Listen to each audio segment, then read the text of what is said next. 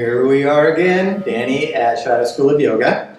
Just working on some basic to intermediate ways to kind of expand your practice so when you're in a class, when they're asking for some hop forwards, some jump throughs, that you kind of got a clue on, some of the ways that your body needs to go to help do these poses. And so today we've got an opportunity to play with a little bit of props. So one of the things when we're hopping through, meaning to say that we're bringing our feet all the way and coming into a seat, is the arm length. The arm length and how much we can really get our knees right up towards our belly, whether the legs are straight or not. So we can use a little bit of assistance with the block to help with arm length and to get our feet through.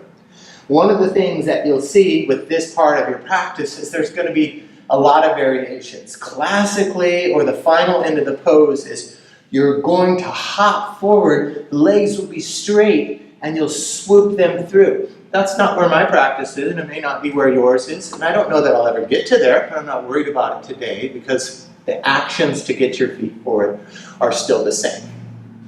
So working on from our little brief jump forward tutorial of just a moment ago, what we'll do here is start to find ways that we can bring our feet forward in a very basic way so we can get them out in front of us and sit down onto the ground. So get yourself a couple blocks or some very sturdy books, something by J.R.R. Tolkien or something. And you'll find that this is going to give you a little bit more lift. So we have the hands down here. We're in our dog.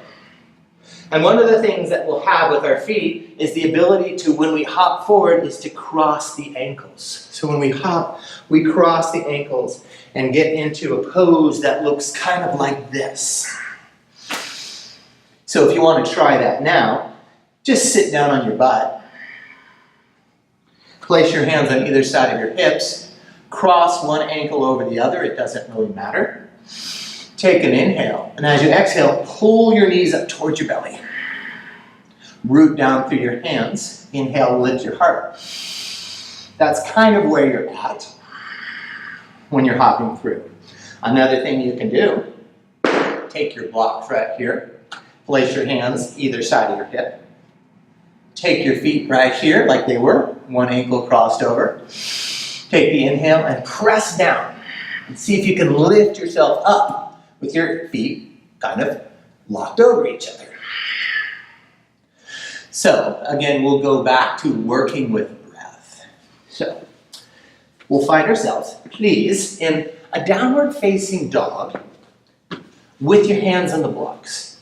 So when the hands are on the blocks, you've still got a nice steady foundation. All the fingers are spread wide. You've got all four corners rooting down.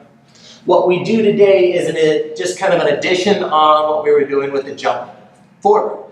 We'll just start to hop forward and cross the ankles. So we're landing kind of like in a ninja, ready to twist and go something kind of mode. So play with that a few times. Don't worry about how high you get the hips for now. Just get the technique down of being able to hop forward and cross your ankles.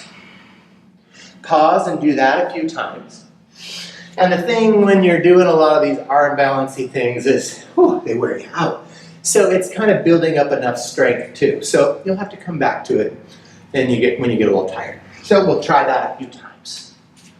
Pause. I'll even do it now too. Hop forward, a little cross. Beautiful. Now, moving on from there. So we've got our feet forward. We've crossed our ankles. We've started to bend our knees. Now we just got to bring them up a little bit higher and start to get the feet more forward. So, to help with that, the next step would be, we're still on the blocks. It's just helpful for now. We've got our breath, fully exhale. We're looking beyond. Hop forward, plant yourself. Then give yourself a little waddle and start to extend the feet out. And then come to a seat. Boom, there you are. That's the start of it. Perfect. Try that like 3 more times. Find yourself, downward facing dog, hands on the blocks, look beyond, use your breath. Hop, boom, plant at your feet. Then just waddle them forward and sit your butt down, extend out. Try that.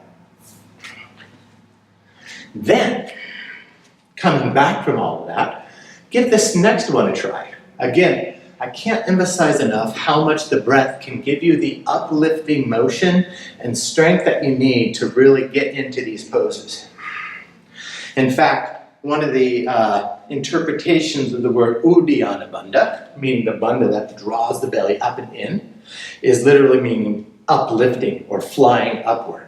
So when we do those actions of Uddiyana Bandha, that helps to create space in the belly so we can get the thighs closer to the belly so we can get the feet through.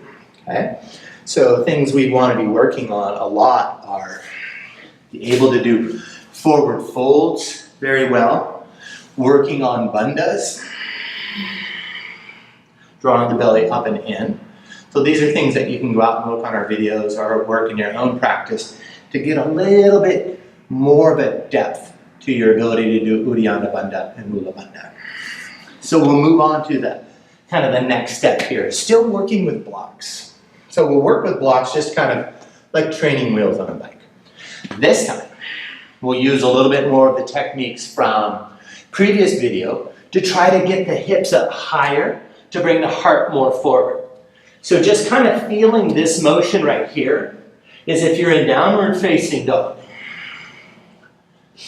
is to bring the shoulders more forward and start to feel what it feels like to have that weight transfer from the pelvis or the heart, and then more bringing it forward here. So we've got a nice like heart rooting down here, but then the heart moves forward. So then now, from downward dog, we take our breath in, soften with the exhale. Then inhale high on your tippy toes, look beyond the mat. As you exhale, employ your bandhas, hop forward. Whoa, it just automatically happened. Didn't want it to do that, but it's what happens sometimes. Is across the legs, and when you get your heart more forward and your hips up higher, when you come down, the feet automatically will slide through. So the thing is just to continue to have this shape right here. If you can find this right here, my ankles are crossed, my knees are up close, and I'm rooting down here, then it's just to shoot through and I sit down. So we try that a few times. We've got our nice downward facing dog. We've got our good relationship to our breath. We look beyond where we want the feet to go. We bring the hips up high over the head as the breath is out. Boom. And there we go. So we try that a few times. And if you're just here at this place where it's just hopping forward and crossing your ankles, perfect. When you're in a class and you're learning this, then you just waddle them forward and sit back down. Now, as we continue to work on this, one of the things we do is take off the training wheels. So all the same stuff still applies. We just are now lowering ourselves down to about 4 or 5 inches lower. So it's going to be a little bit harder. So we start the whole thing again. Hands down. Hop forward. Cross the ankles. Waddle them forward. And boom. We continue to try that. Maybe as we get a little bit higher up, we bring the feet even more forward. My heart's really coming forward, so that's kind of key, is to look beyond, to bring the shoulders up over the wrists, beyond the heart, over, looking, and then it's like, oh, my butt's already near my hands, extend my feet out. Does that make sense? So we'll try it one more time, just this way. Just moving to be halfway, feet right between the hands. Boom. Once you've found them coming down, you can slide them out. So you'll try that a few times. Just remember, breath is very key in this. There's a lot going on in the strength of your upper body, and just getting your heart to come forward and being okay with having the hips up over the shoulders.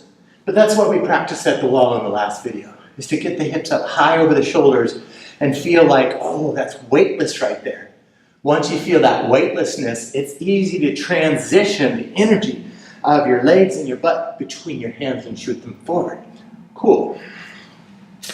The last thing I'll show you here, and it's something that a lot of people like to do, especially when working with the straight leg variation, which I don't do, but some people do, is when you bring your feet forward, you can put a blanket in front of you if you have a hardwood floor, and let the feet land on the blanket and slide out in front. So, same things apply here. Hands are down at the top of your mat. I've got my strong foundation, and the breath that I want to use today is the end of my exhale or all of my breath out. I look to the blanket. Breath is out. And that's sort of how that works. For those of you that can really hop forward with the straight legs, boom, you would hit that, and it helps to slide through. So that's one thing that you could do with a blanket. But all the other things have to apply first. You have to get your breath, okay? Strong foundation. And then really work to bring heart forward so that when you hop, your hips will be right up over your shoulders and you'll feel weightless. Work to have the bent knees and the crossed ankles so that you can tuck up close into a ball and shoot your legs through as they come through. And again, these are just little bits of practice. So the more you practice strong pranayama and an awareness of your breath, the more you practice your bandhas, the more you develop shoulder and core strength, the better these poses will work. So thanks for joining me. Give me a thumbs up if that helped you. Thanks a bunch. Namaste on that one.